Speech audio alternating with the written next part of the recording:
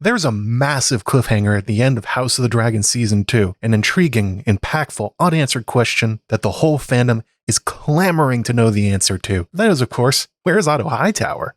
Yeah!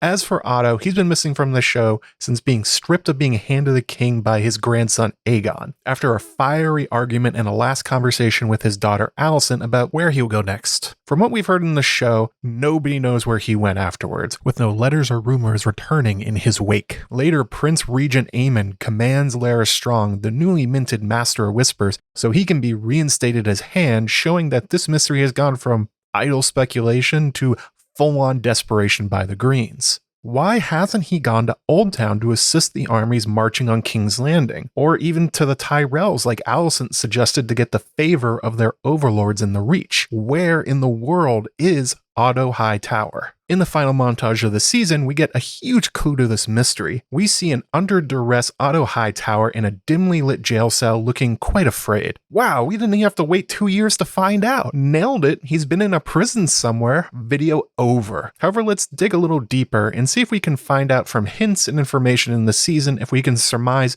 where that jail cell is, who holds the keys, and what purpose is being served by keeping Sir Otto captive. Option 1. Maybe the most basic, but that doesn't mean it couldn't be true. At the end of his time as Hand of the King, Otto is unraveling at the reality of his grandson as king and the increasingly apocalyptic dragon war that is swiftly approaching. Sir Otto screams at the king, insults him, loses his uncharacteristic cool, and completely blows his top in frustration, as well as the look of defeat and depression when he's made to remove the pin of his office for Kristen Cole, who just quote-unquote proved his worth by sending Sir R. Cargyle on a brilliant suicide mission to Dragonstone. And we see more or less the same during his conversation with his daughter Alicent. Otto has seemingly lost all purpose and drive, a defeated man without a rudder, having completely lost control of the uprising he carefully nurtured from the first time he told Alicent to wear her mother's dress to meet with King Viserys. Still gross. So perhaps like his grandson Aegon, Otto has been on an epic drinking bender all the way across Westeros in a stupor, and we're seeing him more or less in a Westerosi drunk tank from getting too rowdy and self-destructive. He would not be the first man to have his life completely upended and then fall to pieces afterwards. While thematically appropriate for Otto engaging in the same vice that he slapped Aegon for indulging, this would be kind of low on the drama and intrigue scale, a nice character moment, but not really something that would move the plot along. Second, perhaps he actually did go to the Tyrells in Highgarden, although the Tyrells would seem to be the natural allies of the Greens being, the overlords of Oldtown and the Reach. The Tyrells are not fond of the Hightowers and actually see them as rivals. At the end of Aegon's conquest with the extermination of House Gardner, the Hightowers were the obvious choice to take over lordship of the Reach. They were the most powerful remaining Reach Lord, their armies were entirely intact, they owned the seat of cultural power in Westeros and Oldtown through trade, the Maesters, and the Faith of the Seven, and they boasted direct lineage to Garth Greenhand. The Tyrells, however, are basically the Cassells to the Starks, up-jumped stewards who were made overlords not by right or power, but because they surrendered Highgarden to Aegon without a fight following the Field of Fire. In the main books, we even hear that the Tyrells have infiltrated the city guard of Oldtown as well as the Citadel through Sir Morwen Tyrell, captain of the Oldtown City Watch, and his son, Lazy Leo Tyrell, who seems much more interested in gathering information from within the Citadel than actually completing his Maester's chain. As such, although Oldtown is an open war, the Lords of the Reach have not declared for either side, preferring to wait out a winner. If the Tyrells were to join the war with their tremendous resources and soldiers, food and influence, the balance of power would drastically swing in the Greens' favor immediately. Alicent's advice therefore makes a lot of sense, so perhaps that is where Sir Otto went and was subsequently thrown in jail by the Tyrells. Motivations for doing this could vary a little bit. Holding Sir Otto is risky should the Greens prevail, however, one that hampers them by discreetly denying Otto's help in the Hightower cause, and he's easy enough to turn the fertilizer for the many fields of the Reach should the Greens win. And should Rhaenyra prevail, well, turning over Sir Otto as a way of currying favor with their new queen would go a long way to proving loyalty. Certainly the Tyrells do not want to see Oldtown get even more powerful, and now that they even have dragon riders and the throne, the Tyrells' time as Lord of the Reach may be numbered. They could very easily find themselves given the Field of Fire treatment should the Hightower ambitions not stop with just the Iron Throne and want to claim the entirety of the Reach. Capturing Sir Otto is a discreet but effective way of working against their grasping vassals. That they haven't declared for either side is really a glaring invitation to the Blacks that having Otto as a bargaining chip may bear fruit in the future, should that day ever come. Growing strong and all that from the Tyrells. Option 3, House Beesbury. We learned in the episode that the Beesburys, along with several other Reach houses in the Tarleys, Costains, Rowans, and Caswells, have risen up against the Hightower armies in revenge for the murder of Lord Lyman Beesbury. These combined forces have been attacking the Hightower troops marching across the Reach liberally, and look for opportunities to wipe out the army for Rhaenyra and their own grievances. Lyman Hive, we are buzzing. And the Beesbury armies might have taken the opportunity of Sir Otto traveling and taking them hostage. Could be something a lot like Tyrion and Catelyn Stark, where he gets recognized and thrown in jail for murder by the Beesbury men or other Reach lords with a bone to pick with Sir Otto in Oldtown. The Hightowers are really not popular within the Reach. Although it is a bit unclear why if the Beesburys have Otto, they wouldn't have, killed him already. However, there's always inflicting torture and suffering rather than just a quick death as an upside for the revenge of Lord Lyman. Given their willingness to go to war against a far more powerful side in the Greens and their dragons, wouldn't put it past the Beesburys to make Otto's long suffering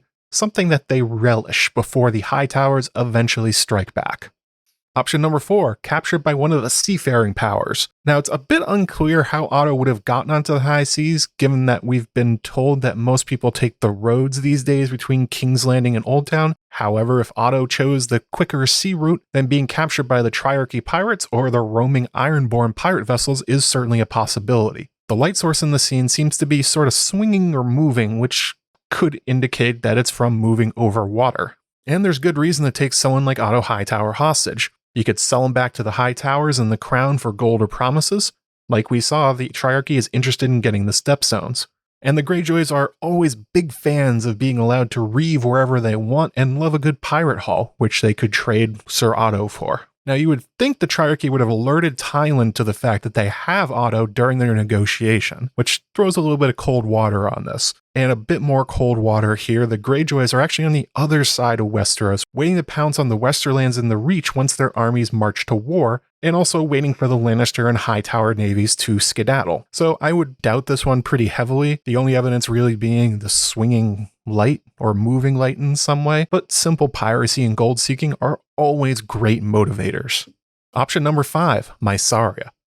If there's one character who has said over and over and over that they have a grudge against Sir Otto Hightower, it's Mysaria the White Worm. She incorrectly blames Sir Otto for the destruction of her organization and attempted murder multiple times during the season. Seems like Mysaria would relish revenge on the Hand for the bait and switch on her during the rise of the Greens and her downfall. It also fits her skill set that she may be able to capture Otto and throw him in a dungeon without anybody knowing. Previously seen when she did the same thing to Prince Aegon right before his crowning. It's a little unclear, though, if at the time of Otto's ousting his Hand and then leaving court, if Mysaria still had the pull in the city to really make this plan work and also keep him locked up from afar all this time, which seems to be months. As well as, if she really did have Sir Otto, I feel like she would have already traded him to Rhaenyra as a bargaining chip. He would have made a fine gift to prove Mysaria's newfound loyalty and usefulness to Rhaenyra. But who knows, Mysaria often plays games on a very long scale. I wouldn't count her out just because she hasn't revealed her pet Hightower just yet. We would just need a little bit more explanation on if she has him, why she hasn't done anything with him. And option 6, Larys Strong. It wouldn't be a Joe Magician video if I didn't suspect Larys of something heinous. It's basically a tradition at this point. And in this case, Larys might actually be the least tinfoily option of all. The idea here being that Otto, distraught over his firing and unsure where to go, never actually left King's Landing, and instead has been shuffled into the Black Cells. Certainly the cell we see Otto in looks like the cells we've previously seen Larys keeping his captives in beneath the Red Keep. The moving light source, not the rocking of a boat, but somebody walking up with a lantern so they can actually see the prisoners in the gloomy dark of the Black Cells. And for Larys Strong, it would be relatively easy for him to intercept Otto and imprison the former Hand without causing much of a ruckus throughout the castle. We know earlier in the season that he bragged he has solidified his grip over the castle's staff, as well as having his own roving band of tongueless goons doing his bidding. And we know that Otto uncharacteristically trusts Larys Strong with jobs he used to give to Mysaria. Well, trust may be a strong word. Otto may feel he has more influence over Larys, as he implies before the infamous foot scene in season 1. Otto has noticed how often Larys and Alicent are alone together. Otto then holds the secret over Larys' head, a threat that Larys did not miss, as I discussed in my video on the topic during season 1. Larys' reaction to that meeting and threat is to immediately blackmail Alicent and then obtain permission to destroy Mysaria's network, correctly guessing that it was the White Worm's spies in the Red Keep that got him caught. As a result, Otto feels safe ordering around Larys with his leverage and sees him as under control rather than a threat. We saw him doing that during the aftermath of Blood and Cheese, where Otto orders Larys to ply his trade on the captured gold cloak. If Larys approached him as a loyal servant in his time of need rather than a threat, he could very easily capture Otto by surprise. From Larys' perspective, if you look at what he's done in season 2, it makes sense that he would want to capture Otto. After all, it is Larys who sought to remove him from that position. Larys' whispers to the newly crowned Aegon about how Otto is his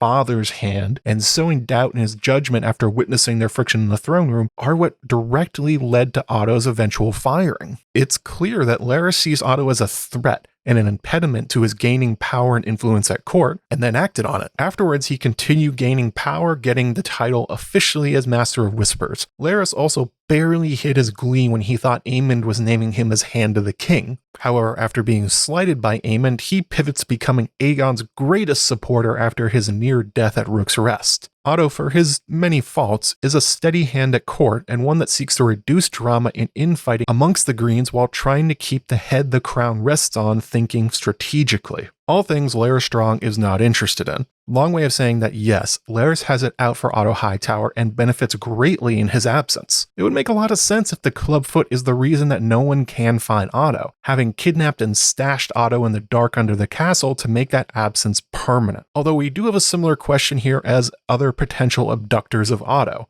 Why does Larys keep him alive? If you can throw him in a cell without anyone noticing, you can surely kill him and dispose of the body too. And in that vein, this may be an insurance policy by Larys in case Rhaenyra unexpectedly wins the war and Larys wants to avoid the headsman's axe. And a live Otto as a gift, demonstrating Larys' commitment to undermining the Greens, is an excellent tool to have in your pocket. He was always working for Rhaenyra and Daemon from the inside. Look, he took Otto hostage for them, making the Greens far less effective in a time of need. There's some subtle hints to this as well, with Daemon being rumored in Fire and Blood that he has friends at court giving him information and aid. Mayhaps Larys is behind these rumors, making sure he can demonstrate his loyalty in the case of the worst happening. And we know that this kind of long-term thinking is Larys' whole thing, as after the murder of Lionel and Harwin Strong, Larys inherited the lordship of Harrenhal and its wealth, which he then took and hid in the Iron Bank of Braavos, anticipating an eventual war and him being unable to hold the castle. Larys growing up in Harrenhal, making him keenly aware of the vulnerability and tactical disadvantages of trying to hold that castle in war, as I discussed in my video talking about the quote-unquote curses of Harrenhal. All of this together, I think Larys has the best odds of being Otto Hightower's secret captor. And a little bit of spoilers here from Fire and Blood. If you don't want to hear this part, skip ahead to the time on the screen. In the book, Otto actually never leaves King's Landing after being removed from Hand of the King for Aegon. He stayed at court despite the humiliation, eventually being captured when the Blacks take the city. This may be a clever way of sticking to the book canon while doing something more with Otto than just having him sulk outside the small council room. He remains in King's Landing when Rhaenyra and the Blacks arrive to take the city, however the circumstances are different. Adds to the irony as well as the Greens are feverishly trying to find Otto once it becomes clear that Aegon and Criston are an incompetent duo and power is going to Aemon's head, that they only need to look beneath their feet for Otto, the beast beneath the boards in a way. So those are my pitches for Otto Hightower's location. What do you think? Let me know in the comments where you think Otto Hightower's cell is and why. Thank you very much for watching. Bye for now.